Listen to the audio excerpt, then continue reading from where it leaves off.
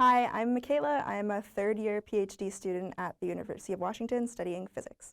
What I love best about studying physics is that you get to explore basically how the whole universe works. It's really interesting to be able to use math to explain the most basic questions that we have about the universe.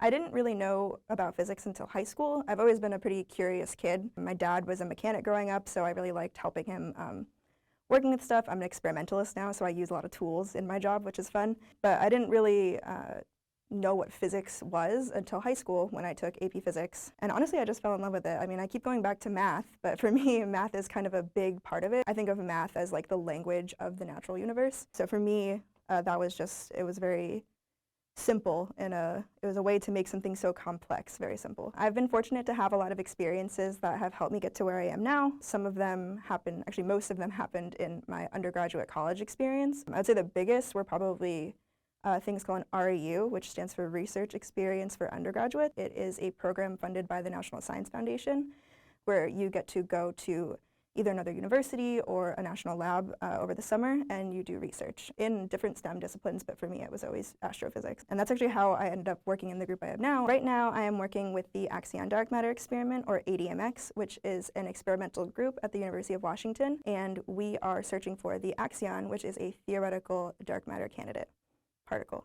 So now I'm going to answer a few questions from the campers at PacSci. So Tegan and Nora wanted to know, what is dark matter? So I also want to know that, that question, part of what the research I'm doing is about. But basically, dark matter is a word we use to describe so-called missing mass or matter out there in the universe. Regular baryonic matter is, what I'm made of, what you're made of, what everything around us that we can see and touch is made of. But when we look at space and we take into account all the galaxies, all the dust, all the stars, everything that is out there that we can see, there are some effects, mainly gravitational, that can't really be explained by the amount of mass. There's this so-called missing mass that we can't see, which is why it's called dark matter. So Aaliyah wanted to know what axion means, and the short answer is that the axion is a proposed particle, like ones you may have heard of, the proton, the neutron, the electron. These are all very small objects, except the axion hasn't actually been discovered yet. So it was proposed to solve something called the strong CP problem, which is a particle physics problem separate from the dark matter issue. But luckily, it could solve both if we find it, which is what my group and many other groups are trying to do with our experiments.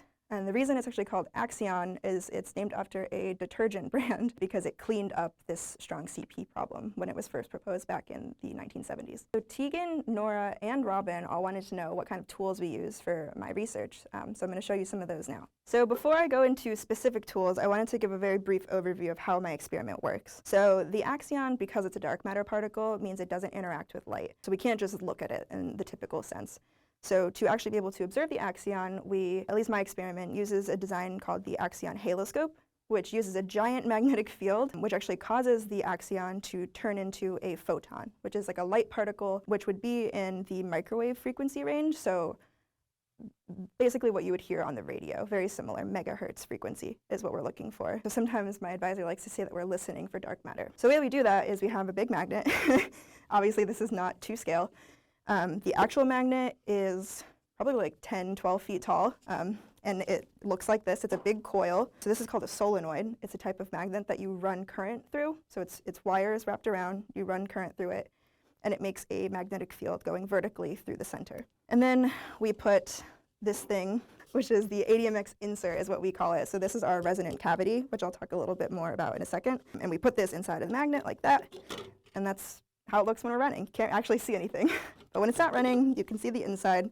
The bottom here is a resonant cavity. The reason that we have this is because the axion signal, even when we convert it to something observable like the photon, is super weak. So if we want to be able to see it, we have to amplify the signal somehow, and this is how we do it. And the basic idea of how the cavity works, it's very similar to if you've ever seen someone singing and breaking a wine glass.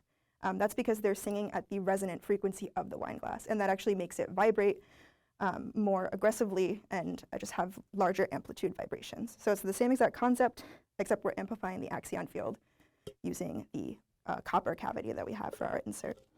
So that's what that looks like. So the next thing I want to talk about are some of the actual specific tools we use. So one of the things I have to show is a temperature sensor. So this is just the box for it. I'll actually take it out. We have lots and lots of temperature sensors in our experiment. The reason we have so many temperature sensors is because the signal, again, is so small that we want to reduce as much thermal noise as we can. And the way that we do that, if I bring this back out, this silver part here is actually a liquid helium reservoir. Basically, liquid helium sits at 4 Kelvin, whereas liquid nitrogen, which you might be a little bit more familiar with, is around 77. So I think that's like 20 times colder. So we're trying to keep our experiment super, super cold because any heat in our experiment will introduce more noise. That's why we have so many temperature sensors, to make sure that everything is the temperature we want it to be. This is a breakout circuit board. So one side of it you'll see you can plug a cable into, and then the other side it splits up all of the individual pins. So I think this one has 25 different pins on it that go to all of the things like the temperature sensors. We have some heaters, that sort of thing. And this is really cool. It makes it super easy for us to fix things if they get broken inside of the insert.